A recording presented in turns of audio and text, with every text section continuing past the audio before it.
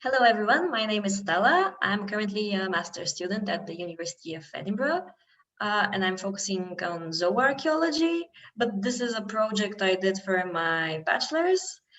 The idea of this project is to look at a very peculiar topic, which is the placement of dogs in human burials. For this, I focused on the late Iron Age, on Thrace. By Thrace, I mean the territory that originally we see in the written sources, that is concerns parts of northern Greece, Bulgaria, and southern Romania. So I looked at the current published literature that involved human burials where we see dogs. So a very peculiar thing that I found was the fact that we see that most of the dogs that are placed in human burials had different treatments, as you can see on the map, maybe, yeah. So the main problem was that the dogs were mutilated in some way.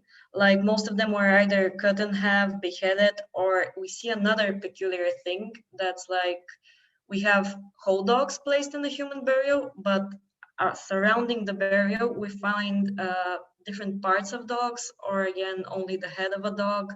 So we have different treatments of a canine within a single burial. And as you can see, most of the burials, but this might be due to the published literature on the subject, pile up in the northern parts of Bulgaria and one from southern Romania. Overall, the placement of dogs is rare, as we have only like 12 examples from this period. So this is quite rare compared to like placement of horses, because horses are quite common and most of them are in anatomical order.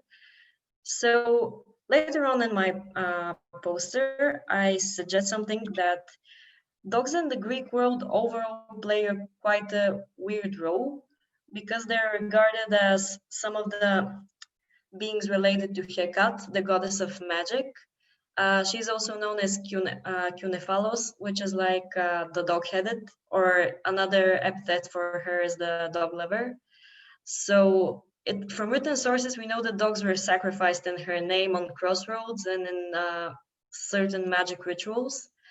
But on the other hand, we have written sources of people who describe, for example, when Xenophon's Cunegeticus, we see that a description of how one should breed hounds, because hounds were regarded with high status, because aristocrats from the late Iron Age used hunting as a way to signal status.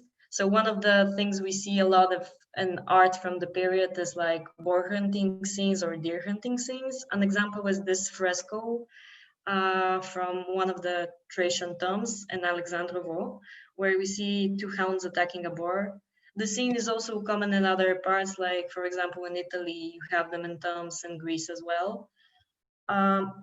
So the problem with this ritual as a whole is that we see that dogs were placed in both male and presumably female burials.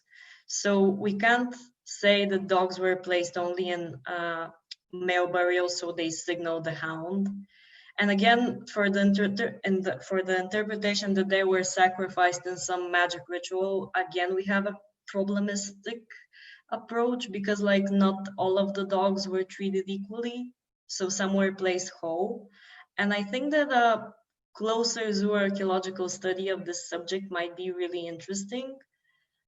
For example, like all of the authors on the published literature conclude that they were either hunting hounds or sacrificed for a particular cult, but I think that we can use but that in the future we can use methods such as isotope analysis to see if their diet has anything to do with the place that with the way that these dogs were bred. For example, if the ones that were mutilated lived in poorer conditions, that might signal us if they were related to the deceased or not, if they were just random animals from the settlement that were sacrificed in this horrendous way. So that's basically it.